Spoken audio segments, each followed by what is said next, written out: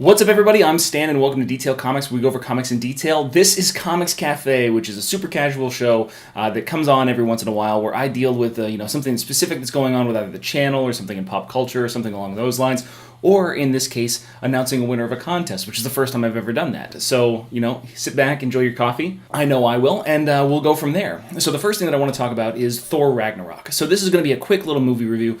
And really what Thor Ragnarok boils down to is it's a new generation that kind of follows in the lines of Guardians of the Galaxy of Marvel movies. So when we talk about the first generation of Marvel movies, we had Iron Man 2, Iron Man 3, Captain America the First Avenger, we had Thor, then Thor the Dark World, and then, ultimately leading up to Avengers Age of Ultron, these were all very interconnected and they were very serious films, serious takes on these heroes without necessarily being over-the-top, dark, grim, and gritty kind of situations like you would get out of, say, the DCU. So with this generation, pretty much starting with Ant-Man and then moving on through Guardians of the Galaxy, Guardians of the Galaxy 2, Spider-Man Homecoming, they're not necessarily as concerned about being as interconnected, intrinsic with the overarching plot, the big scope things that are really happening, but there are some very important things that happen in Thor Ragnarok. The big thing you want to think about is if you are a accurate comic book movie fan, you're probably not going to be very happy with Thor Ragnarok, at least from the story perspective, because there's a lot of things, this takes inspiration from Planet Hulk, this takes inspiration from the events of Ragnarok,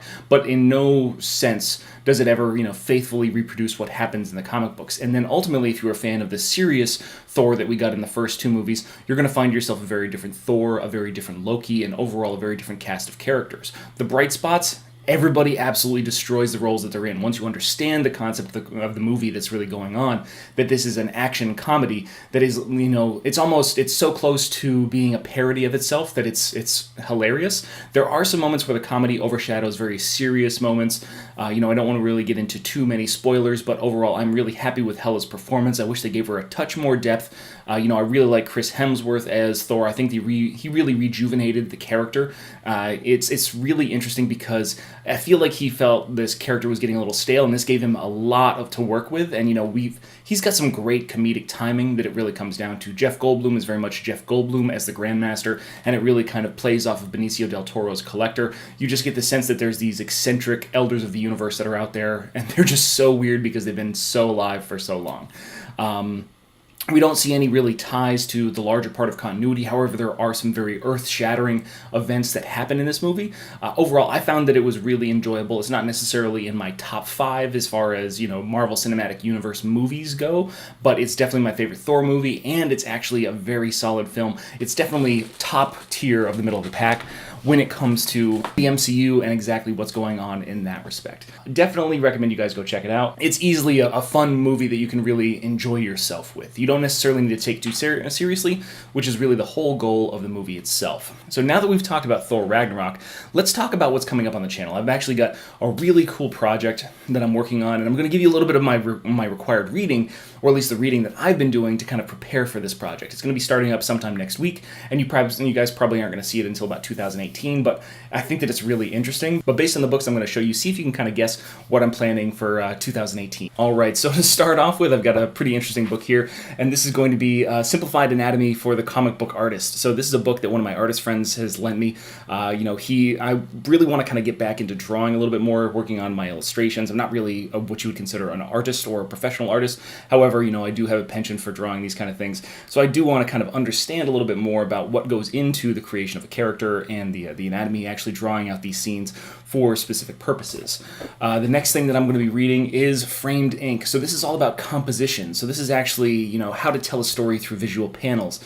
It's one of those interesting books where, it's not necessarily about, the actual drawing or the technical aspects of drawing. It's more of the technical aspects of storytelling and storytelling through visual medium. So it's really geared more towards the comic book artist and how you're going to lay out panels and how you're going to lay out a story that unfolds, and then how you compose shots within those panels. So it's definitely an interesting book for those people that want to get into a more sequential art style. The next one that I'm going to be reading is going to be Foundations in Comic Book Art. So this is also dealing with a combination of those two things. First off, we're talking about the composition of individual characters or items, creation of perspective, and this is much more of a fundamental thing. So this is the Savannah College of Art. This is actually a book that's composed by one of their professors, and it's really more of an educational tool than, say, like a conceptual tool.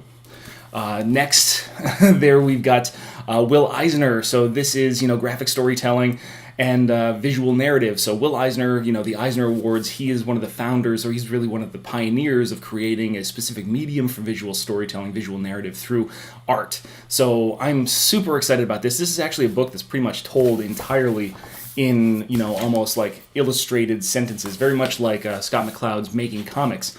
So that one's going to kind of break down how to convey and create story in a visual sense. Like what are the important parts of creating that visual narrative.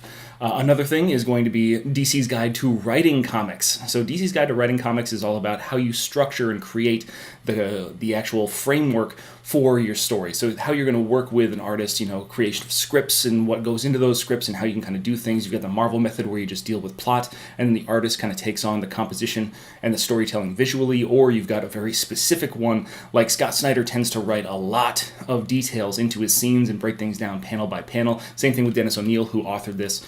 So it's definitely going to lean more heavily on my writing side of things. And then we've got DC's Guide to Coloring and Inking. Coloring and Lettering, my bad. So DC's Guide to Coloring and Lettering is all about how to, add and breathe life into your comic books by coloring in various different methods. But the lettering is the thing that I'm going to concentrate on the most. So it's definitely a very interesting concept. I like the idea of like hand lettering, so I want to kind of create a font that would mimic comic lettering. So it's interesting, and it's going to help me develop that as we kind of move forward with those things.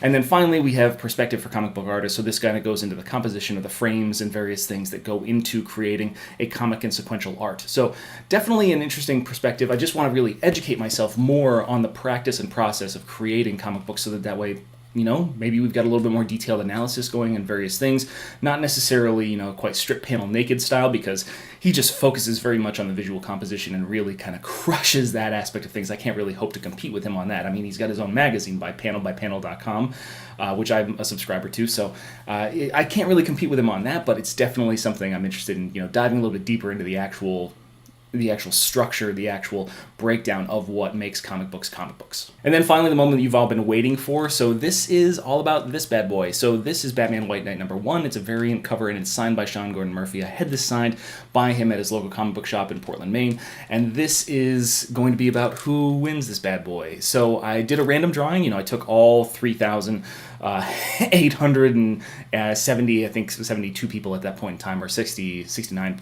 people at those time. I put everybody into a spreadsheet, and then I hit a random number generator, and it got me Alfyn 188. So that's ALFYN 188. So you are the winner of this. So hit me up in the, DM me for the back of my channel, hit me up with a message so that way I can get your contact information and I can send you this copy of Batman White Knight #1. So thanks to everybody for the subscribe during that. Thanks to everybody that subscribes in general. I'm super stoked. I'm super happy. I had to take a pretty serious hiatus from this channel, just overwhelmed with work and all those kind of things. I still work 60 plus hours a week, but this is one of the really great joys in my life, creating this content for you guys. So I'm really excited to be back here, and I can't wait to see where things go from here. I'm like super excited about this new project.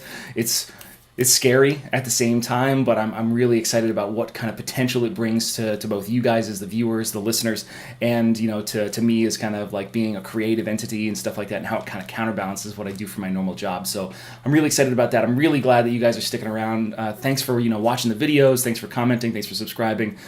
Oh man, it's overwhelming sometimes. So, if you like what you see, hit the like button. Don't forget to subscribe, for more content like this, like other stuff, reviews, news, previews, and sometimes something that's a little bit more than that. So if you want to, hit the subscribe button and stick around if you want more news, reviews, and commentary on comic books, comic book movies, comic book TV shows and games, and anything and everything inside the world of comics.